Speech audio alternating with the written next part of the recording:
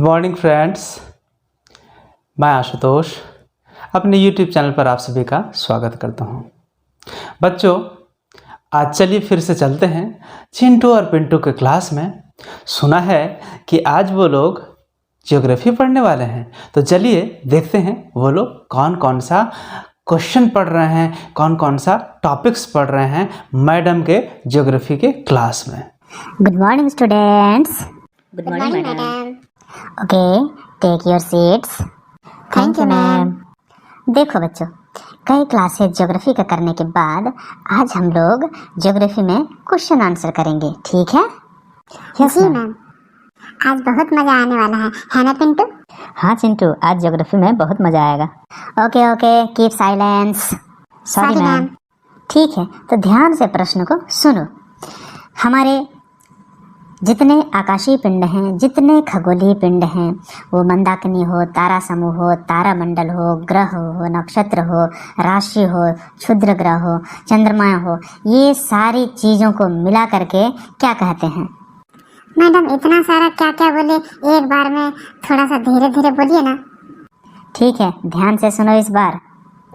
सभी आकाशीय पिंड, सभी खगोलीय पिंड, तारों का समूह, तारामंडल, सूर्य, ग्रह, क्षुद्र ग्रह, चंद्रमाएं, ये सभी को मिला करके क्या कहते हैं? सॉरी मैम, नहीं जानता हूँ। ओके, पिंटू बताओ। जी मैम, उसको ब्रह्मांड कहते हैं, मतलब इंग्लिश में यूनिवर्स या फिर कॉस्मोस। वेरी गुड, सही कहा। दूसरा प्रश्न, हमारा सौर मंडल यानी सोलर सिस्टम एक तारों के समूह का एक हिस्सा है, तो वह तारों का समूह क्या कहलाता है? जी सॉरी मैडम। जी मैम, मैं बताता हूँ। हमारा सौर मंडल जिस तारा समूह या तारामंडल का हिस्सा है उसका नाम है मिल्की वे। हिंदी में आकाशगंगा या दुग्ध मेखला भी उसे कहते हैं। वाह, वेरी गुड, थैंक यू। ठीक है, अगला प्रश्न सुनो। तारामंडल किसे कहते हैं, जिसको अंग्रेजी में कॉन्स्टेलेशन भी कहते हैं? सॉरी मैडम, हमको नहीं मालूम। जी मैम, तारामंडल तारों का वह समूह है जिसकी एक विशेष आकृति या फिर शेप होता है, मतलब वह तारों का ही समूह होता है, लेकिन वो एक खास आकृति का दिखता है, जिसको कि तारामंडल कहते हैं। Very good Pintu. Thank you ma'am. अगला प्रश्न ध्यान से सुनो। उस तारे का नाम बताओ जिसकी मदद से हम उत्तर दिशा का पता लगाते हैं। Sorry madam. ओके पिंटू, तुम बताओ। जी मैम, जिस तारे से हम उत्तर दिशा का पता लगाते हैं उसे ध्रुव तारा यानी पोल स्टार कहते हैं। वेरी गुड पिंटू, सही जवाब। ठीक है, अगला प्रश्न सुनो। हमारे सौर मंडल में मंगल ग्रह और बृहस्पति ग्रह के बीच में कुछ छोटे छोटे ग्रह हैं जो परिक्रमा करते रहते हैं, उन्हें क्या कहते हैं? Sorry madam. जी मैम, हमारे सौर मंडल में मंगल ग्रह और बृहस्पति ग्रह के बीच में जो छोटे छोटे ग्रह हैं वो या फिर टुकड़े हैं वो परिक्रमा करते रहते हैं, उन्हें हम क्षुद्र ग्रह मतलब छोटा ग्रह कहते हैं, जिसको इंग्लिश में एस्टेरॉयड्स भी कहते हैं। बिल्कुल सही जवाब पिंटू, थैंक यू। अगला प्रश्न ध्यान से सुनो। भारत में महाराष्ट्र राज्य में वह कौन सी झील है जिसका निर्माण उल्कापिंड से बना है, मतलब उल्कापिंड के गिरने से बना है? जी मैम, मुझे मालूम है। उस झील का नाम है लोनार झील। उल्कापिंड से बनी है यह झील, जो कि महाराष्ट्र राज्य में पड़ता है। सही जवाब, बहुत बढ़िया पिंटू। Thank you ma'am. अगला प्रश्न ध्यान से सुनो। हमारा सौर मंडल जिस आकाशगंगा का हिस्सा है, वह आकाशगंगा की आकृति कैसी है? सॉरी मैम, ये भी नहीं पता। ओहो, लगता है तुम पढ़ाई में ध्यान थोड़ा कम देते हो चिंटू, थोड़ा मन लगा करके पढ़ा करो। जी मैम, पढ़ा करूँगा आगे से। और हाँ, चीज़ों को तुम रटा मत करो, समझा करो, ठीक है? जी मैम। जी मैडम, आकाशगंगा का हिस्सा है सौर मंडल। और हमारी आकाशगंगा की जो आकृति है वह है सर्पिलाकार, मतलब स्पाइरल। जिस तरह रस्सी को हम यदि गोल गोल घुमाएं तो एक खास तरह की आकृति बन जाती है जिसको कि सर्पिलाकार कहते हैं। वेरी गुड, बिल्कुल सही जवाब। हमारी आकाशगंगा की जो आकृति है वह स्पाइरल यानी सर्पिलाकार है। हमारे सौर मंडल में कुल कितने ग्रह हैं? जी मैम, मैं इसको जानता हूँ। हमारे सौर मंडल में पहले 9 ग्रह थे, लेकिन अब 2006 के बाद 8 ही ग्रह हैं। एक जो ग्रह था सबसे दूर में प्लूटो, उसे अब क्षुद्र ग्रह कहा जाता है। वाह, very good Chintu. Thank you ma'am. अच्छा, ये बताओ, हमारे सौर मंडल में जो सूर्य है वह क्या है? वह तारा है, वह ग्रह है, या फिर उपग्रह है, या क्षुद्र ग्रह है? जी मैम, हमारे सौर मंडल में सूर्य जो है वह एक तारा है, उसका अपना प्रकाश है। बहुत बढ़िया। अगला प्रश्न सुनो। पिंटू, हमारे सौर मंडल में जितने ग्रह हैं सभी के नाम बता। जी मैम, बुध, शुक्र, पृथ्वी, मंगल, बृहस्पति, शनि, यूरेनस, नेपच्यून। वेरी गुड, सही जवाब। मैडम, मैं भी बताता हूँ। बुध, शुक्र, पृथ्वी, मंगल, बृहस्पति, शनि, यूरेनस और नेपच्यून। वाह, बहुत बढ़िया चिंटू। Thank you ma'am. ठीक है, अगला प्रश्न ध्यान से सुनो। धरती और सूर्य के बीच कितनी दूरी है? धरती और सूर्य के बीच कितनी दूरी है? Sorry ma'am. जी मैम, पृथ्वी मतलब धरती और सूर्य के बीच में 1.5 करोड़ किलोमीटर की लगभग दूरी है। 1.5 करोड़ किलोमीटर। बिल्कुल सही। अच्छा, ये बताओ, धरती और चंद्रमा के बीच कितनी दूरी है? Sorry ma'am. जी मैम, पृथ्वी और चंद्रमा के बीच 3,84,400 किलोमीटर लगभग दूरी है। अच्छा, ये बताओ, ग्रह किसे कहते हैं? जी मैम, मैं इसे जानता हूँ। वह खगोलीय पिंड या वह आकाशीय पिंड जो किसी तारे के चारों ओर चक्कर लगाता है, परिक्रमा करता है, उसे ग्रह कहते हैं।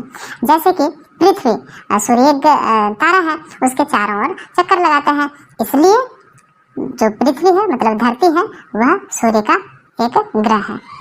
थैंक यू, बिल्कुल सही जवाब। अच्छा पिंटू, तुम बताओ, उपग्रह किसे कहते हैं?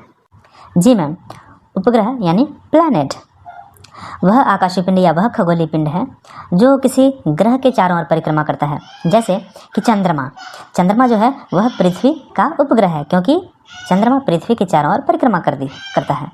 बिल्कुल सही जवाब। ओके, सबसे छोटा ग्रह का नाम बता। जी मैम, सबसे छोटा ग्रह बुध है।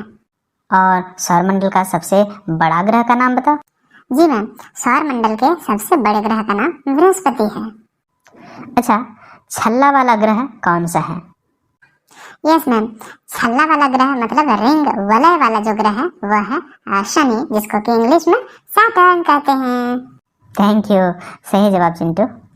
अच्छा बताओ, लाल ग्रह के नाम से किसको जाना जाता है? जी मैम, लाल ग्रह के नाम से मंगल ग्रह को जाना जाता है। अगला प्रश्न बताओ, सुबह का तारा और शाम का तारा किसको कहते हैं जबकि वो तारा नहीं है?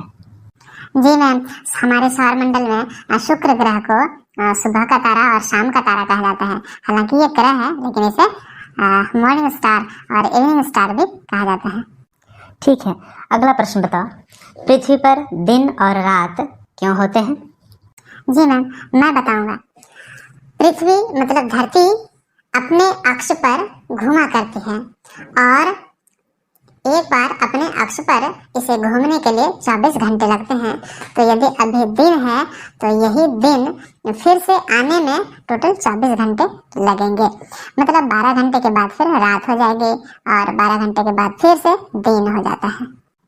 वेरी गुड, बिल्कुल सही जवाब। पृथ्वी का अपने अक्ष पर घूमना क्या कहलाता है? जी मैम, घूर्णन। बिल्कुल सही। अगला प्रश्न, धरती पर ऋतुएं क्यों बदलती हैं? कभी ठंडा, कभी गर्मी, कभी खूब बारिश। जी मैम, धरती पर ऋतुएं बदलती हैं क्योंकि धरती जो है सूरज के चारों ओर घूमती भी है और इसको घूमने में 1 साल लगता है, यानी 12 महीने लगते हैं। और दिन में बोला जाए तो 365 दिन और 6 घंटे लगते हैं। वाह, very nice. Thank you madam. अच्छा, मेरे दिमाग में एक प्रश्न है, कोई भी जवाब दे सकते हो। पूरे साल भर में वह कौन सी तारीख है या वह कौन सा दिन है जिस दिन किसी बच्चे का यदि जन्म होगा तो वह हर साल अपना जन्मदिन नहीं मना सकेगा, बल्कि उसे 4 वर्ष इंतजार करना पड़ेगा। 4 साल के बाद फिर उसका बर्थडे आएगा। सॉरी मैम, इसके बारे में नहीं पता है। ओके, कोई बात नहीं। पिंटू, क्या तुम जानते हो? जी मैम, मुझे मालूम है, मैं समझ गया हूँ। वह तारीख है 29 फरवरी। वो इसलिए क्योंकि पृथ्वी सूरज के चारों ओर चक्कर लगाती है, इसको बोला जाता है परिक्रमण। और इसमें टाइम जो लगता है पृथ्वी को 365 दिन 6 घंटे, मतलब 365 दिन 6 घंटे, फिर दूसरे साल, फिर तीसरे साल और चौथे साल यह 6 घंटा जो है, यह 6 घंटा 6 घंटा 6 घंटा 6 घंटा 4 बार 6 मतलब 24 घंटे में बदल जाता है। तो हर 4 साल के बाद 29 फरवरी आता है। और यदि 29 फरवरी को किसी बच्चे का जन्म होता है तो उसका जो जन्मदिन है वो हर साल नहीं मना सकेगा, क्योंकि 29 फरवरी हर साल नहीं आता है, 28 फरवरी आता है। वाह, very good Pintu. Thank you madam. अच्छा, लगे हाथ यह भी बता ही दो कि लीप वर्ष और अनलीप वर्ष क्या होता है? Sorry ma'am. जी मैडम, लीप वर्ष और अनलीप वर्ष।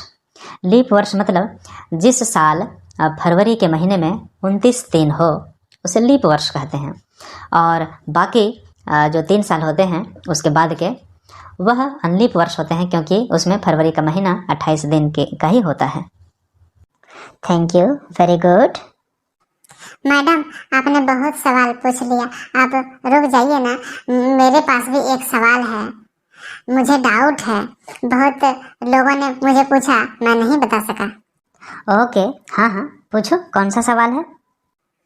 मैडम, जैसे जनवरी में 31 दिन होता है महीना में, फिर फरवरी में 28 या 29 होता है, फिर मार्च में 30 या 31, फिर ऐसे ही 30 या 31, 30 या 31, 30 या 31 होता है। लेकिन फरवरी के ही महीने में 28 या 29 दिन क्यों होते हैं? दूसरे महीने में क्यों नहीं 28 या 29 दिन होते हैं? फरवरी ने आखिर क्या गुनाह किया था कि फरवरी को ही 28 या 29 दिन मिला? जी मैम, मैं भी यही प्रश्न पूछने वाला था। मेरे मन में भी ये सवाल है। कई लोग पूछते हैं कि अच्छा बताओ, फरवरी के महीने में ही 28 या 29 दिन क्यों होते हैं? बहुत बढ़िया चिंटू पिंटू, ये तो काफ़ी परेशान करने वाला प्रश्न है। चलो, मैं समझाने की कोशिश फिर भी करती हूँ, देखती हूँ। यस जी मैम, मैम, बताइए। बताइए। ठीक है, सुनो। तुम लोग अधिकांश चीज़ जानते हो। तुम लोग इसको समझने के लिए पहले ये समझो कि दिन किसको कहते हैं। और दिन के बारे में तो तुम लोगों ने बता ही दिया कि 24 घंटे में धरती जो है अपने अक्ष पर एक बार चक्कर लगा लेती है। तो जितना समय लगा वह लगा 24 घंटे। तो इसको एक पूरा दिन रात मान लिया गया। ठीक है, एक दिन, वो सोमवार मंगलवार जो भी है, ठीक है, वो एक पूरा दिन हो गया। अब आते हैं महीना, मतलब महीना कैसे हुआ। तो होता क्या है, अभी तुम लोगों ने बताया कि तारा का समूह होता है और उसमें से जो विशेष आकृति जिसकी होती है उसको तारा मंडल बोलते हैं, कॉन्स्टेलेशन बोलते हैं। तो आओ मैं तुम लोगों को और कुछ बताती हूँ। सूरज के चारों ओर पृथ्वी जब घूमती है तो इस दौरान पृथ्वी के सामने में, मतलब बहुत दूर दूर में, ठीक है, कुछ विशेष तारामंडल जो हैं वो सामने में आते हैं। बहुत दूर में है लेकिन सामने में उसके होते हैं, जिसको कि हम लोग बोलते हैं राशि। क्या बोलते हैं? राशि, इंग्लिश में कॉन्स्टेलेशन। ठीक है, फिर से एक बार सुन लो। सूरज के चारों ओर पृथ्वी घूमती है। इस दौरान पृथ्वी से बहुत दूर में कुछ विशेष आकृति वाले तारों का समूह होता है, जिसको तारामंडल या राशि बोलते हैं। ठीक है, तो यदि हम चारों तरफ सूरज के जो पृथ्वी घूमती है उसको 360 डिग्री मान लें तो बराबर बराबर भाग 30 डिग्री से यदि भाग दे दिया जाए तो 12 भाग हो जाते हैं। तो ये 12 राशियां हो गई और यही कारण है कि 12 महीने होते हैं। ठीक है। और यह 30 डिग्री का जो रास्ता है उसको तय करने में जितना समय लगता है वही उस महीने का दिन कहलाता है। समझ गए?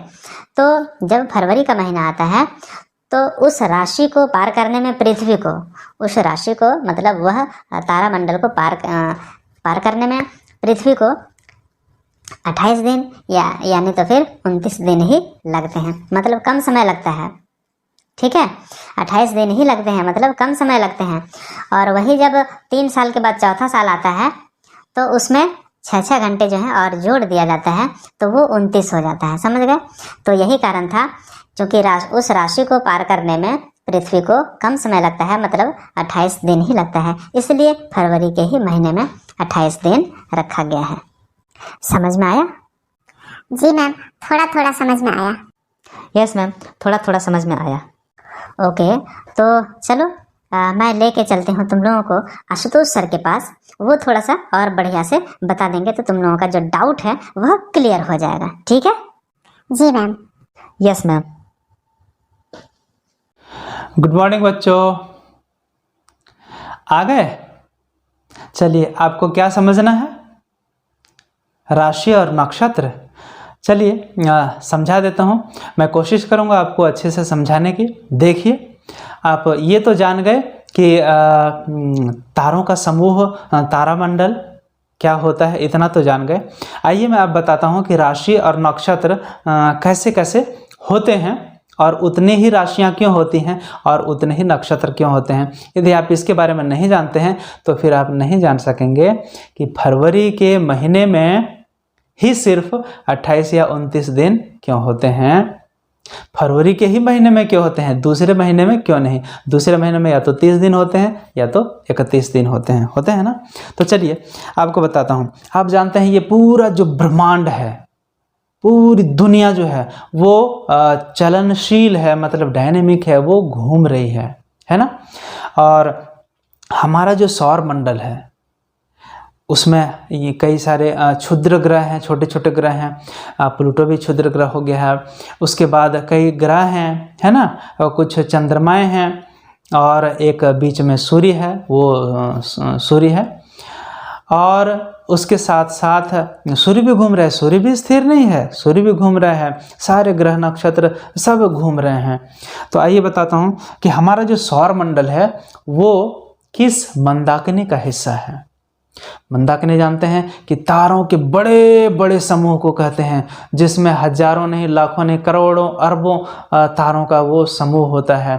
ठीक है, तो उसका नाम है आकाश गंगा। आपने सुन लिया होगा, मैम से चर्चा हुई होगी, है ना, ज्योग्राफी में, कि उसको आकाश गंगा बोलते हैं, इंग्लिश में मिल्की वे। ठीक है, उसकी आकृति कैसी है देखने में? उसकी आकृति है स्पाइरल। कैसी है? स्पाइरल। स्पाइरल मतलब क्या होता है हिंदी में मुझे नहीं पता। स्पाइरल ऐसे होती है। ठीक है, स्पाइरल इस तरह की आकृति को बोलते हैं स्पाइरल। इसमें 3 रेखाएं हैं। कौन सी 3 वक्र रेखा हैं? ये पहला, ये दूसरा और ये तीसरा। ठीक है, एक आकाश गंगा में हजारों लाखों करोड़ों सूर्य हैं और सौरमंडल भी है। समझ गए? उसका परिवार भी है। तो यहाँ जो दूसरे नंबर पे ये जो रेखा है, आप क्या सोच रहे हैं कि ये तो हजारों लाखों तारों का समूह है। समझ गए? तो ये बीच की जो रेखा है इसी पर है सूर्य। क्या है? इसी पर सूर्य है। यहाँ पे क्या होगा? यहाँ पे जो आकाश गंगा है उसका जो सबसे केंद्र है उसको हम लोग बोलते हैं ब्लैक होल। क्या बोलते हैं? Black hole. ब्लैक होल का मतलब कृष्ण छिद्र, हिंदी में काला छिद्र। ठीक है, उसको बोलते हैं ब्लैक होल। ये दिखता नहीं है। ये जो मध्य है यहीं पे हमारा सौरमंडल का सूर्य है, जिसको हम लोग सन जानते हैं। और इस सूर्य का चक्कर लगाता है कौन? तो पृथ्वी सूर्य का चक्कर लगाता है। ठीक है, ये सारी चीजें कैसे घूम रही हैं? Anti clockwise. एंटी क्लॉक मतलब जो घड़ी होती है ना, वो घड़ी घूमती है इस तरह, ऐसे घूमती है ना। लेकिन यहाँ सारे उल्टे घूम रहे हैं, घड़ी की उल्टी दिशा में सारे घूम रहे हैं। सूरज भी उल्टी दिशा में ही घूम रहा है, पृथ्वी भी सूरज के चारों ओर वैसे ही घूम रही है ना। तो ये पृथ्वी जो धरती है उसी की अलग अलग स्थिति है, समझ गए। आप जानते हैं कि इसके और भी जो ग्रह सब हैं सूर्य के उस सौरमंडल के, तो सारे इधर हैं, है ना। अब इसके चारों तरफ का जो यहाँ से हम यहाँ यदि एक गोल घेरा कर दें तो ये एक वृत्त का आकार हो गया, वृत्ताकार हो गया। इस वृत्त में कितने डिग्री का टोटल कोण होता है? 360 डिग्री। कितना होता है? 360 डिग्री। सारा होता है 360 डिग्री। इसको यदि हम लोग 30 डिग्री के बराबर भागों में बांट दें, कितने भागों में? 30 डिग्री के बराबर भागों में बांट दें, समझ गए। ये इतना degree, 30 degree, 30 degree, 30 degree, 30 degree, 30 degree, 30 degree, 30 degree, 30 degree, ऐसे करके तो कर देंगे तो कितना हो जाएगा मालूम है? 12 डिग्री, ये सॉरी 12 भाग हो जाएंगे। ये तो डिग्री ऑलरेडी में है ना। 30 डिग्री के एक भाग हैं, हर एक भाग 30 डिग्री का बांट दिया, और टोटल भाग कितने हो गए? 360, है ना। तो उससे हमने भाग दिया तो टोटल भाग कितने यहाँ आएंगे? 30 डिग्री वाले 12 हो जाएंगे। 12 36 होता है ना, टोटल 12 भाग, इसलिए 12 राशियां हो गई। ये तो आप जान ही गए कि राशि किसको कहा जाता है, राशि किसको कहा जाता है, ये तो जान गए ना कि पृथ्वी जो है सूर्य के चारों ओर चक्कर लगाती है। इस दौरान वह कई तारों के समूह, कई तारामंडल से होकर के गुजरती है, जिसको कि राशि कहा जाता है। और वो 30 डिग्री के एंगल में जो तारा समूह पड़ता है उसको हम लोग राशि बोलते हैं।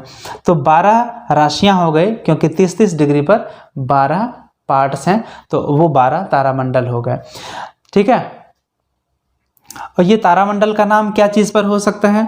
वो कोई ऑब्जेक्ट, मतलब कोई वस्तु पर हो सकता है, ठीक है। कोई पर्सन, कोई आदमी पर हो सकता है, ठीक है। या फिर कोई एनिमल, कोई जानवर के नाम पर हो सकता है। एग्जाम्पल जानना है? वस्तु के नाम पर आपने सुना होगा तुला राशि, है ना। आदमी के नाम पर आपने सुना होगा कन्या राशि, सुना है ना। जानवर के नाम पर आपने सुना होगा वृषभ, आपने सुना होगा वृश्चिक, सुना है ना। मतलब जिस आकृति का वो दिखता है, वृश्चिक मतलब वो बिच्छू, वृषभ मतलब वो बैल, सांड जो होता है उसकी आकृति के, समझ गए। इसी तरह और कन्या मतलब तो लेडी होती है। तो इस तरह ये 12 राशियां हो गए। तो ये सब की जानकारी आपको भारतीय जो साइंस है उसमें मिलेगा। क्योंकि दिन की कल्पना, महीने की कल्पना नहीं बोलेंगे, महीने की, दिन की गणना, महीने की गणना, साल की गणना, ये सारा किया धरा है भारतीयों का और यूनानियों का। इन्हीं लोगों से अरबों ने सीखा है और अंग्रेजों ने सीखा है, पूरी दुनिया ने सीखा है। तो आप यदि उस किताब में, इंग्लिश किताब में खोजेंगे तो ये सब चीज़ें वहाँ नहीं मिलेंगी, आपको ये भारतीय विज्ञान की किताबों में मिलेगी। तो ये हो गई 12 राशियाँ, राशि समझ गए। और चंद्रमा भी पृथ्वी के चारों तरफ घूमता है ना। तो चंद्रमा जो है 27 दिन में वो एक चक्कर लगा लेता है पृथ्वी का, ये तो आप जानते हैं। 27 वो, और खुद भी अपना घूमने में भी लगभग उतना ही टाइम लेता है। और हर एक राशि में फिर कुछ तारों का और समूह है, वो कितने हैं? 2.25, कितना है? 2.25, 2.25, जिसको कि नक्षत्र बोला जाता है। 12 राशियां हो गई और हर एक राशि में 2.25 नक्षत्र होते हैं, और नक्षत्र भी है तारामंडल, मतलब तारों का समूह है। कितने हो गए?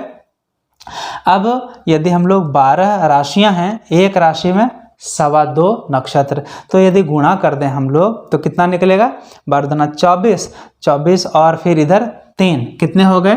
27 नक्षत्र। तो सारे नक्षत्र मुख्य रूप से कितने हो गए? 27 नक्षत्र, समझ गए। इसमें मूला नक्षत्र, रोहिणी नक्षत्र, कई तरह के नक्षत्र होते हैं। तो इस तरह से भारत की गणना हुआ करती थी। अब तो आप समझ गए कि राशियां क्या होती है, नक्षत्र क्या होती हैं। और 12 राशियां होने के कारण 12 महीने हुए, समझ गए, 12 महीने हो गए। तो यदि जनवरी की बात की जाए तो पृथ्वी जब सूरज के चारों ओर चक्कर लगाती है, ठीक है, तो वह किन राशियों से होकर के गुजरती है। तो जो राशि है जनवरी के महीने में जो राशि को पार कर रहा है उस राशि को पार करने में उसे 31 दिन लगा, लेकिन फरवरी के महीने में जो राशि जहाँ पड़ती है उस राशि को 30 डिग्री को पार करने में उसको 28 से 29 दिन लगता है। और 28 और 29 दिन क्यों होते हैं ये तो जान गए ना, लेकिन फरवरी के ही महीने में इसलिए होता है क्योंकि उस राशि को पृथ्वी को पार करने में 28 यानी तो 29 दिन लगते हैं। बस यही है उसका उत्तर और यही थी उसकी समझ। मुझे लगता है कि आप बिल्कुल समझ गए होंगे। यदि इसके बाद भी यदि कोई आपको डाउट है तो आप कमेंट बॉक्स में लिखें, या आपको लग रहा है कि नहीं इसका उत्तर कुछ दूसरा होगा, मैं इससे बेहतर जानता हूं, तो बिल्कुल आपके पक्ष का जो है आपके उत्तर का स्वागत है। आप कमेंट बॉक्स में लिखें, हम लोग लाइक करेंगे, हम लोग भी कुछ सीखेंगे। ऐसा कुछ नहीं है कि मैं ही सर्वज्ञानी हूं, ऐसा नहीं है। आप हो सकता है कि मुझसे आप बेहतर जानते होंगे, मुझसे आप बेहतर लोगों को समझा सकते हैं। तो कमेंट और लाइक और सब्सक्राइब ये सारी चीज़ें तो ज़रूर करें, ये फ्री में होती हैं, इसमें पैसा नहीं लगता है। तो ठीक है बच्चों, इस वीडियो में इतना ही। मिलते हैं अगले वीडियो में नए टॉपिक के साथ। तब तक आप सभी का धन्यवाद। बाय बाय, जय हिंद।